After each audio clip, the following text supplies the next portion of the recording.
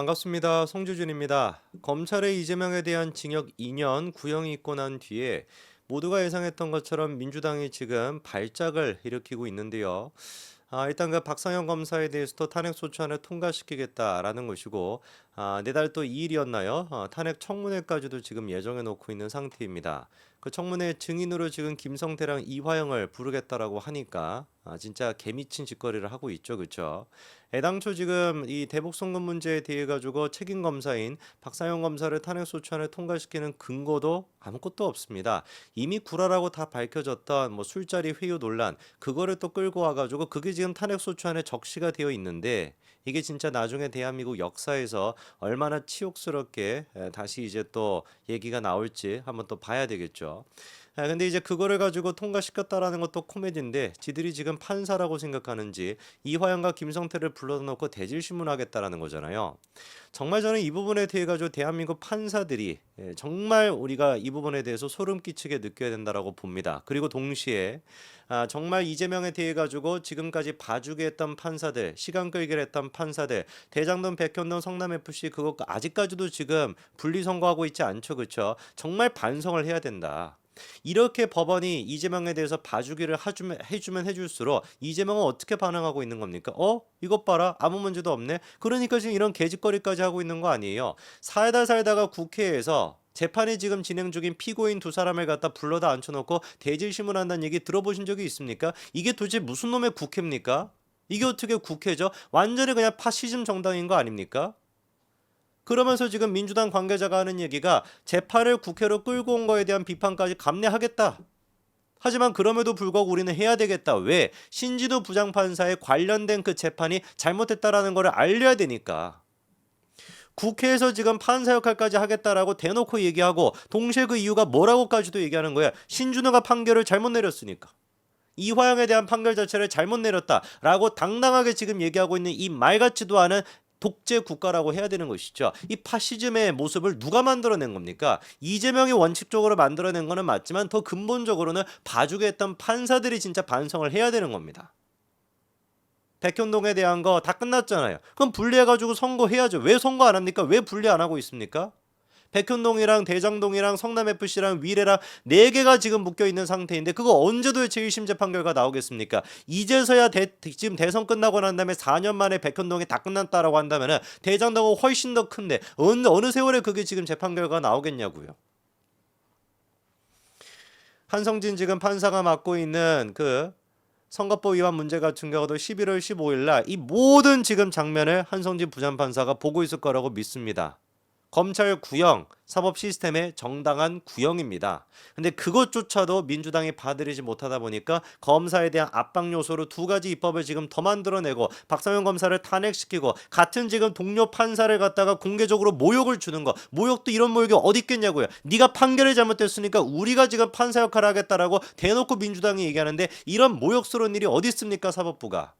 그거에 대한 걸 명확하게 인식해가지고 11월 15일 날 선거법 위반에 대해 가지고 선고를 내릴 때 징역 말고는 답이 없다. 이거를 명확하게 이해하시기 바랍니다. 그리고 또 마찬가지로 위중교수도 똑같아요. 위중교수도 11월 달에 결론이 나왔을 때 그때도 반드시 뭐로서 이거를 처벌할 수밖에 없다. 이거는 구속시키는 거 말고는 답이 없다라는 걸 꼭 인식하시기 바랍니다.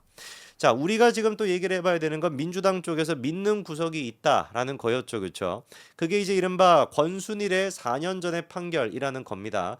근데 이 부분에 대해서 지난번에 한번 제가 말씀을 드렸습니다만 이거는 꿈보다 해몽이다. 애당초 일단 그때 대법원 판결 자체가 잘못된 판결이었죠. 왜? 그때 대법원 판결이 뭐라고 했습니까?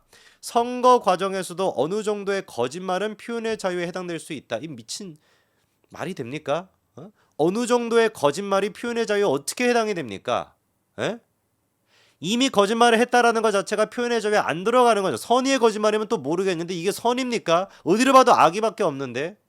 선거에 개입했다라고 하는 목적, 그냥 선거도 아니고 대선입니다. 대선에 개입하겠다라는 목적으로 전 국민이 사실상 다 보고 있었던 그 TV 토론에 나가가지고 거짓말을 쳤다라고 하는 거. 그것도 한 번 지금 거짓말을 친 게 아니라 4번이나 그때 같은 경우는 한 번이었죠, 그렇죠? 한 번 거짓말을 쳤다라고 하는데 그 전 국민이 다 보고 있었던 대선 그 분위기 속에서 이루어졌던 그 거짓말을 갖다가 어떻게 이거를 갖다가 그냥 거짓말을 표현의 자유에 포함시킬 수가 있겠냐고요.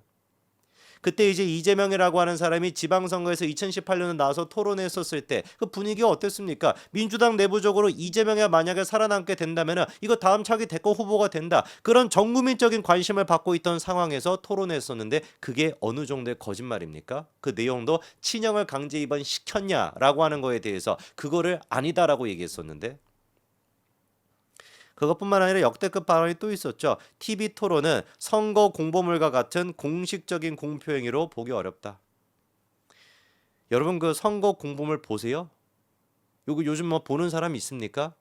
선거 공보물이랑 TV 토론이란 두 개 중에 공식적인 어떤 공표 행위라고 볼 만한 거, 공표 행위가 됐거나 공표의 파급력이 됐거나 어떤 면으로 보든지 간에 더 큰 게 뭡니까? TV 토론이죠. 근데 이런 개 같은 진짜 말 같지도 않은 판결을 갖다가 그때 권순일이 주도해서 내렸습니다. 권순일 같은 경우는 그때 있던 재판관 가운데서도 거의 제일 연장자에 들어갔었고 왜인지는 모르겠지만 사법부 내에서 많은 존경을 받았던 사람이라고 해요. 그렇기 때문에 권순일이 어떤 목소리를 내는가 자체가 굉장히 중요한 여론을 그때 형성하는 역할을 했었다라는 것이죠. 실제로 캐스팅 보트 역할을 했었고 그래서 이재명이가 9-4일생으로 글자 그대로 5대4로 무죄 추정으로 그때 이제 무죄 취지로 이제 파기환송이 됐던 거 아닙니까? 근데 요 지금 논리가 이번에 김문기 씨를 모른다라는 케이스도 적용이 될 수 있다라고 민주당과 개딸들은 믿고 있는 것 같은데 택도 없는 소리다. 왜? 아까 말씀을 드린 것처럼 이재명이와 김문기 씨를 모른다라고 발언했던 게 몇 번이다? 4번이다. 공식적인 방송에 나가서만 했던 게 4번입니다. 그러면은 한 번 그냥 지나가듯이 하는 얘기도 아니고 4번이나 반복해가지고 김문기 씨를 모른다라고 했는데 이게 그냥 우연이라고만 할 수 있겠어요? 이게 그냥 실수한 거라고 할 수 있겠습니까? 지극히 이거는 계획적인 것이죠. 그리고 생방송 같은 경우는 저희 방송할 때조차도 마찬가지예요. 패널 모시고 할 때 어떤 질문할 것인지 어떤 내용을 다룰 것인지 미리 다 줍니다. 하물며 대선 지금 후보를 갖다가 앉혀놓고 종편 방송에서 하는데 대본 없이 그거를 진행하겠어요? 미쳤다고? 당연히 100이면 100 대본이 있는 것이고 아마 제가 봤을 때 일주일 전에 줬을 가능성도 있습니다. 이러한 질문이 있으니까 어떻게 답변하실지 준비하시고 어떻게 뭐 뺄 거 있으면 좀 얘기를 하십시오. 다 그렇게 소통을 해가지고 하는 거예요. 즉 김문기 씨를 아느냐 모느냐라고 하는 질문은 그 현장에서 급작스럽게 나온 질문이 아니었다라는 것이죠. 다 대비가 됐던 겁니다. 심지어 김진이랑 채널A에서 이재명이가 그때 이제 뭐 방송 같은 거 했었을 때 김문기 씨를 아냐 모르냐 그 질문에 대해서는 김진한테 막 짜증까지 내더만 왜 자꾸 아니라고 했는데 자꾸 얘기하냐고. 이게 어떻게 그냥 지나가듯이 그냥 뭐 대충 하는 얘기입니까? 작정하고 김문기라고 하는 존재를 제거함으로써 대장동에 대한 논란에서 벗어나겠다라고 하는 100% 의도였던 것이고 그게 바로 대선에 개입하겠다는 의도인 것이죠. 그리고 백현동 개발 같은 경우는 우리가 기억해야 되는 게 이 백현동 개발 문제가 이재명의 지금 재판이 3가지 갈래길로 나뉘어져 있지 않습니까? 하나 같은 경우는 지금 공직선거법 위반, 박근혜 정부의 국토부 압박으로 협박으로 했다라고 하는 거.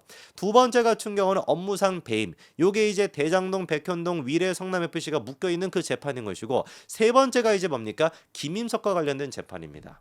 우리가 조금 주목해 봐야 되는 게 뭐냐? 권순일의 그 4년 전에 있던 판결이 이번에 이재명의 그 어떤 선거법 위반에는 전혀 적용이 될 수 없다라는 게 김문기 씨에 대해서는 말씀을 드렸고 백현동 같은 경우도 적용이 될 수 없는 결정적인 이유가 뭔지 아십니까?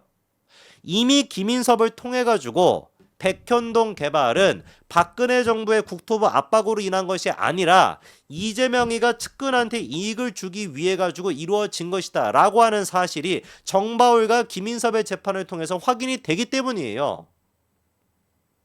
김인섭 같은 경우는 지금 1심과 2심에서 다 어떻게 됐습니까? 법정 최고형을 선고받았습니다. 징역 5년을 갖다가 선고받고 추징금만 하더라도 63억 5,700만 원이에요. 1심 같은 경우는 그때 이제 77억 원을 검찰이 이제 환수해야 된다라고 했었는데 그 중에 74억 5천만 원, 2억 5천만 원을 제외했었는데 2심 같은 경우는 어떻게 했습니까? 1심보다 더 그거를 높게 해가지고 2억 5천만 원 같은 경우도 똑같이 유죄라고 인정을 했습니다. 그러면서 그때 재판부가 했던 얘기가 뭐냐? 김인섭이가 자기 잘못을 진정으로 뉘우치는지 의심스럽다. 비난 가능성이 높고 동종범죄로 출소해 누범 기간에 있어 상응하는 처벌을 피할 수가 없다라고 해가지고 정확하게 재판부가 김인섭에 대해 가지고 법정 최고형 선고를 했습니다. 그리고 그 부분에 대해 가지고도 이미 뭐라고 확인이 된 거예요. 백현동의 그 개발 자체는 김인섭이가 개발을 할 수 있었던 이유는 누구 때문이었던 것이다? 이재명에 의해 가지고 됐던 것이지 백현동 개발이 무슨 뭐 박근혜 정부의 국토부 압박 때문이 아니었다라는 게 이미 김인섭을 통해서 확인이 되는 겁니다. 그리고 실제 개발업자였던 정바울을 통해서도 확인이 되고요. 권순일의 케이스가 왜 이재명한테 적용이 될 수 없습니까? 김문기 씨를 모른다라고 했던 것도 쭉 제가 설명을 드렸고 백현도 개발 더더욱 이거는 권순일의 케이스가 적용이 될 수 없다. 왜? 이미 관련돼 있는 범죄 혐의로 김인섭과 정바울이 징역을 선고를 받았고 김인섭은 이미 1심과 2심에서 법정 최고형까지 선고를 받은 상태이기 때문에 꿈 깨시기 바랍니다. 이런 식으로 계속해가지고 검찰이 구형했다라고 하는 이유만으로 검찰을 압박하고 신진우 부장판사를 부정하고 공격하고 있는 짓거리를 하게 된다면 이런 것들을 가장 싫어할 사람은 누구다? 우리도 당연히 분노를 느끼지만 1차적으로 판사라는 거, 그리고 더 궁극적으로 이재명 사건을 담당하고 있는 판사라는 걸 이재명이가 명심하시기 바랍니다. 물론 명심 안 할 테니까 그대로 그냥 구속되시면 되겠죠. 여기까지 말씀드리겠습니다. 감사합니다.